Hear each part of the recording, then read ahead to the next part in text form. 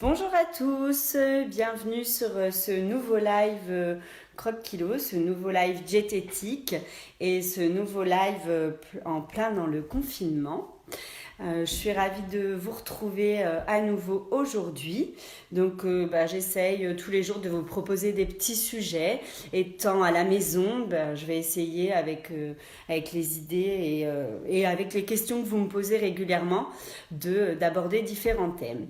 Alors n'hésitez pas, si vous avez des questions, vous pouvez me les poser directement. J'essaierai d'y répondre tout au cours de ce direct.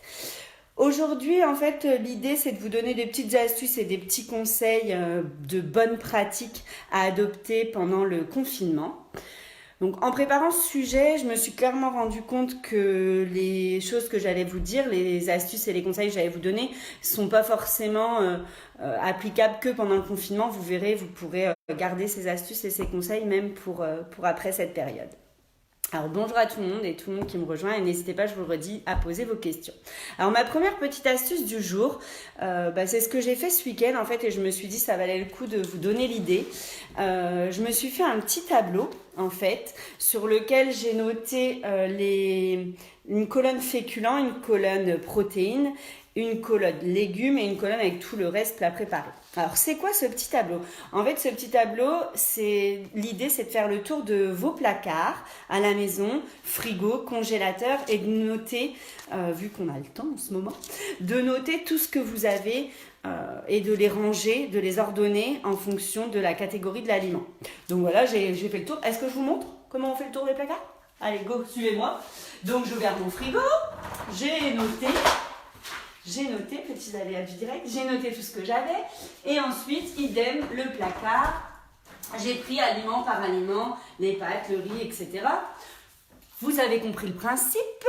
J'ai noté tout ce que j'avais. Donc j'ai rangé les pâtes, le riz, la semoule, les pommes de terre ensemble. Voilà, le quinoa, le boulgour.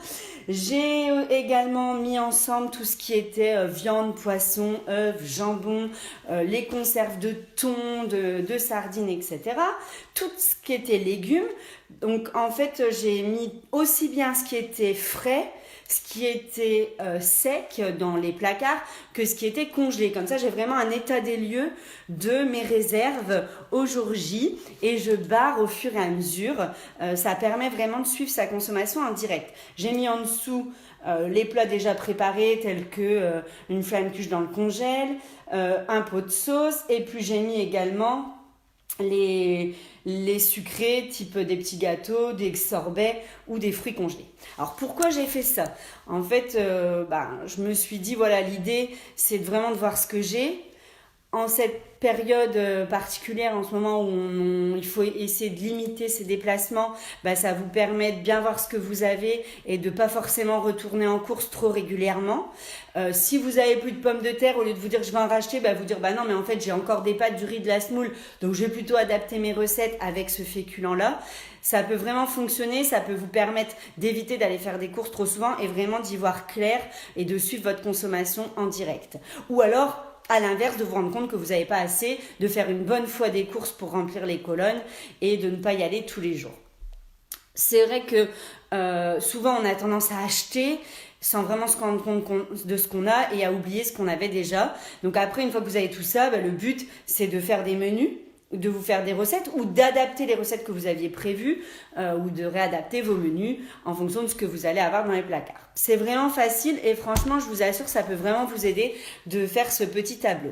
Alors sur du plus long terme et hors cette période de confinement, c'est idéal d'avoir ce genre de tableau de suivi de consommation parce que ça vous permet d'avoir une réelle gestion, une bonne gestion, une gestion en temps réel de vos provisions. Et clairement, croyez-moi, ça vous permet de bien gérer votre budget et de faire des économies sur du long terme. Et puis le grand objectif que vous allez avoir aussi, c'est d'éviter de jeter et de faire du gaspillage alimentaire. Et ça, c'est vraiment top. Je pense qu'on est tous concernés par ce problème. Donc ensuite, Autre petite astuce, je peux vous conseiller aussi en ce moment quand vous êtes motivé et que dans la journée vous avez du temps et que vous avez envie de cuisiner en plus grande quantité. Comme ça vous permet de mettre 1 ou 2 parts de côté pour la semaine d'après où vous serez peut-être moins motivé à cuisiner ou vous aurez peut-être juste moins le temps. Vous pouvez garder au frais quelques jours ou congeler. Ça peut permettre de prendre de l'avance. Ou tout simplement, comme on a le temps en ce moment de cuisiner maison, pour ceux bien sûr qui ne travaillent pas et qui ont le temps, et puis on a envie, ça fait une occupation, c'est sympa, ça peut vous permettre aussi de faire des plats maison qui vous permettront après, quand l'activité reprendra, j'espère d'ici quelques semaines, d'avoir des bons petits plats que vous avez eu le temps de préparer, que vous aviez congelés et que vous pourrez manger dans quelques semaines tranquillement, et vous saurez que c'est du fait maison. Alors, dernière chose, je voulais vous parler également des légumes et des fruits et des légumes. Donc, vous donner des petits conseils congélation. Pour conserver, donc en fait en ce moment encore dans l'idée de ne pas faire trop de déplacements et de ne pas toujours les légumes, ça va, c'est pas comme des pâtes et du riz, on peut pas les garder des semaines, ça va vite être périmé, ça va vite prendre un coup de vieux. Donc idéalement ce que vous pouvez faire c'est les congeler. Donc c'est tout simple, les fruits et les légumes, pour les congeler il vous suffit de les laver correctement, de les couper en morceaux et de les congeler dans des sacs de congélation que vous videz bien d'air de façon hermétique, et comme ça vous pouvez les congeler sans problème. Vous pouvez aussi les congeler si vous sous forme de purée ou de compote. L'idée en fait toujours c'est de se dire là j'ai acheté tout ça, je ne le jette pas. Je vais pas avoir le temps de consommer les 2 kilos de pommes que j'ai achetées et les 4 kilos de carottes. Donc avant que ce soit plus bon, je congèle et ça permet de les consommer un peu plus tard. Vous pouvez également, je rebondis sur la congélation, pour tous ceux qui ont fait des gros pleins de courses, et il y en a, et qui maintenant voient les dates approcher, au lieu de retourner faire des courses, sachez que vous pouvez congeler énormément de choses. Le fromage se congèle très bien, même le fromage râpé se congèle très bien, vous pouvez congeler vos pâtes à tarte, vous pouvez congeler vraiment pratiquement tout, vous pouvez même faire la pâte à tarte maison et en congeler également pour après, donc c'est vrai que c'est vraiment pratique. La congélation quand on a un congélateur bien sûr. Dans un fraiseur ça va tenir beaucoup moins longtemps, ça va tenir que 2 ou 3 jours. Donc c'est vrai que après pour ceux qui n'ont pas de congélateur et qui ont beaucoup de fruits et légumes en ce moment, et que si vous voulez garder des réserves et pas retourner au supermarché pour limiter les déplacements, dans ces cas-là je vous invite à faire des compotes et des purées qui vont se garder un petit peu plus longtemps. Alors pour bien conserver les fruits et les légumes, mettez-les dans un endroit frais, à l'abri de la lumière, comme ça évitera qu'ils se périment trop vite. Ensuite, autre petit conseil, actuellement avec ce virus, on est un peu tous conscients qu'il faut bien se laver les mains, il faut bien faire attention quand on touche un papier qui a déjà été touché, quand on va au supermarché, etc. Donc pareil, si vous ramenez des fruits et des légumes, ça me semble évident et je pense que tout le monde en a conscience, mais n'hésitez pas à bien les laver, à bien les rincer, à bien les éplucher. De toute façon, comme je vous le disais au début, c'est des choses que vous pourrez faire après hors confinement. Forcément pour les pesticides, c'est ce qu'on doit faire également. Vous pouvez également bien les éplucher. Et pour ceux qui veulent vraiment pousser la désinfection du fruit et du légume, vous pouvez éventuellement mettre un tout petit peu de vinaigre dans votre eau qui permettra de vraiment tuer les bactéries éventuellement. Ça rince bien aussi les pesticides, ça marche bien également. Je voulais vous dire aussi autre chose.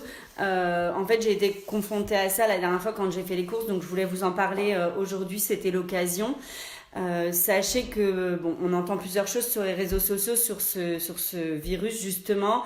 Est-ce qu'il reste sur les vêtements, sur les emballages, sur les papiers? Est-ce qu'il a une durée de vie plus longue que celle qu'on nous avait annoncée au début? Voilà, ça reste encore assez flou sur le sujet. Donc sachez que quand vous rentrez de courses et de supermarché, on vous a dit de bien vous laver les mains, mais faites attention aussi quand après vous rangez les courses, du coup vous allez retoucher les paquets d'emballage. Donc voilà, moi j'évite de laisser mes enfants toucher les courses. J'enlève les paquets d'emballage et limite ils m'aident à ranger après. Je me relave les mains une fois que j'ai rangé ces courses-là par précaution. Alors encore une fois, c'était il y a une semaine quand j'ai fait les courses. Maintenant, avec tous les conseils que je viens de vous donner, je les applique à moi-même et j'évite d'y retourner trop souvent. Mais voilà, c'est vrai que c'est une habitude à prendre qui peut être bonne. Et de toute façon, comme je vous le disais, hors confinement, ça peut être une habitude qui peut être bien à prendre parce que, sachez-le, et certains le savent déjà, je pense, dans les grandes surfaces, avant d'être mis en rayon, les produits sont souvent stockés dans des grands hangars où c'est vraiment pas propre et il peut y avoir vraiment beaucoup de saletés qui sont pas bons à être ingérés par la suite. Donc voilà, c'est toujours un avantage d'avoir ces pratiques-là. C'est des petites choses qui peuvent vous paraître simples, qui peuvent vous paraître bêtes. Certains vont les appliquer, certains les appliquent déjà. Moi, je reviens surtout, c'est sur mon petit tableau au début de ce live que je vous ai conseillé. Franchement, faites-le, c'est top. N'hésitez pas à partager sur notre team comment vous avez fait vos associations. Si votre tableau se vide au fur et à mesure, ça peut être un petit peu angoissant, mais ça peut aussi stimuler pour trouver des nouvelles recettes. Donc, on va partager ça ensemble, on va se donner des idées, on va se serrer les coudes. Voilà ce que je voulais vous dire aujourd'hui. Je vous retrouve demain, mercredi à 10h30.